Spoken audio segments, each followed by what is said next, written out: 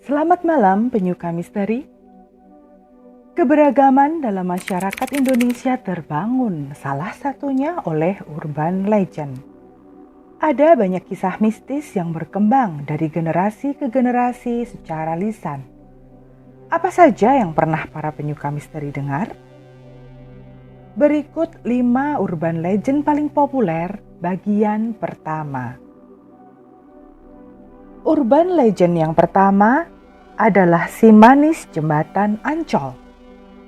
Para penyuka misteri yang besar pada tahun 1990-an tentunya tidak asing dengan kisah perempuan muda yang ditemukan tewas di kawasan Ancol.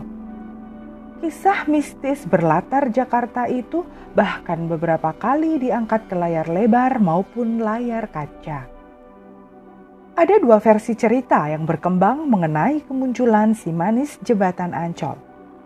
Versi pertama menceritakan gadis bernama Maryam yang tinggal bersama ibunya di rumah seorang saudagar kaya. Saudagar tersebut jatuh cinta pada kecantikan Maryam. Namun Maryam menolak dan melarikan diri.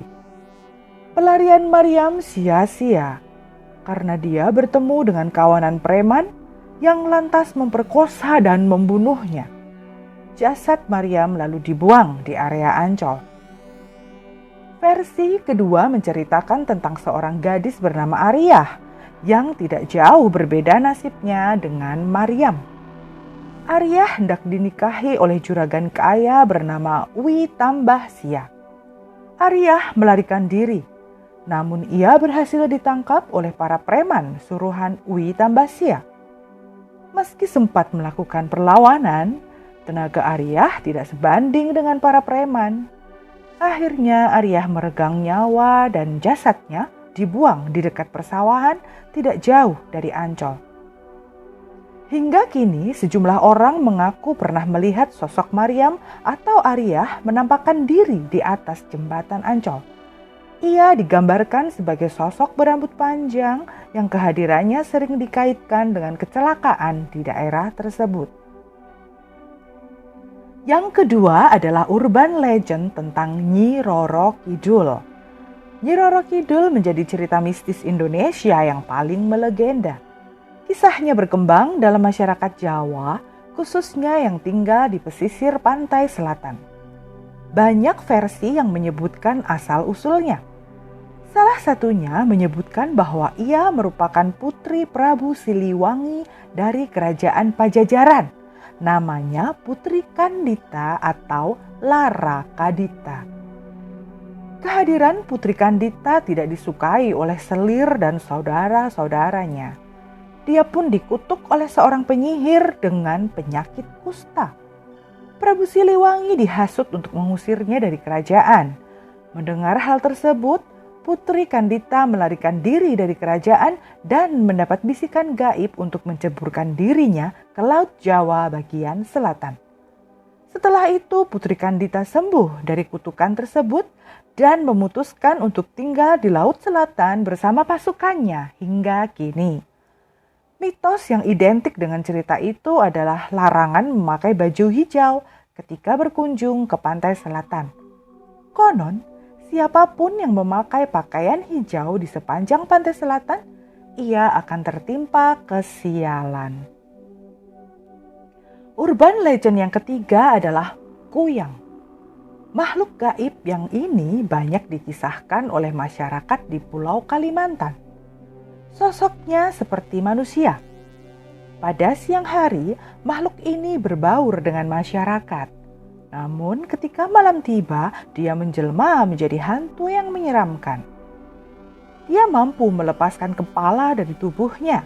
Tidak hanya itu, kepala tersebut bisa terbang bersama dengan organ dalam seperti jantung, hati, dan usus. Saat terbang, muncul cahaya berwarna merah menyerupai api yang mengikutinya dari belakang. Kuyang memiliki 2 taring di sisi kanan dan kiri mulutnya. Kuyang dipercaya sebagai hantu yang suka meminum darah ibu hamil atau ibu yang baru melahirkan. Juga darah dari bayi yang baru lahir. Agar korbannya tidak curiga, Kuyang biasanya mampu mengubah diri menjadi kucing atau burung. Yang keempat adalah urban legend tentang Wewe Gombel. Wewe Gombel adalah cerita hantu tertua yang masih hidup dalam masyarakat Indonesia sampai sekarang. Hantu ini dipercaya masyarakat sebagai perempuan yang bunuh diri setelah sebelumnya membunuh suaminya. Perempuan itu tidak bisa memberikan keturunan. Konon sang suami kemudian berselingkuh dengan perempuan lain. Perselingkuhan itu berujung dengan pembunuhan. Perempuan yang membunuh suaminya itu kabarnya berasal dari daerah Gombel di Semarang. Pada masa kolonial dulu, area itu menjadi tempat pembunuhan. Wewe Gombel biasanya datang menjelang maghrib. Konon dia akan menculik anak-anak yang berada di luar rumah. Anak-anak tersebut akan dibawa ke alam lain karena dianggap tidak mempunyai rumah. Karena itulah orang tua sering melarang anaknya bepergian saat maghrib karena bisa diculik Wewe Gombel. Di balik mitos itu tersimpan pesan kepada orang tua agar selalu mengawasi dan memperhatikan anak-anaknya. Urban legend kelima adalah Lampor. Cerita mistis menjelang maghrib yang lain ini beredar luas di Kabupaten Temanggung, Jawa Tengah. Oleh sebagian masyarakat, Lampor dipercaya sebagai hantu yang membawa keranda terbang. Lampor datang untuk menjemput orang-orang yang menjadi korbannya. Lampor selalu datang menjelang maghrib. Karena itulah masyarakat Temanggung memilih tinggal di dalam rumah daripada beraktivitas di luar saat hari berganti petang. Mereka yang diculik Lampor kabarnya tidak akan pernah bisa pulang. Meskipun bisa kembali dengan selamat pun, mereka akan menjadi linglung atau gila. Kehadiran Lampor selalu ditandai dengan angin kencang yang berembus dari arah selatan. Cerita mistis tentang Lampor sempat diangkat ke layar lebar. Dalam film itu, Lampor digambarkan sebagai sosok berbadan besar berwarna hitam dengan keranda yang terbang di belakangnya. Demikianlah 5 urban legend paling populer bagian pertama, sebagaimana tersaji pada laman blog gramedia.com. Sekarang, wawasan para penyuka misteri tentang cerita mistis dalam masyarakat sudah bertambah kan? Jika suatu saat nanti ada angin kencang yang berembus menjelang maghrib, atau ada burung yang tiba-tiba mampir ke rumah, para penyuka misteri ingat-ingat saja pesan ini.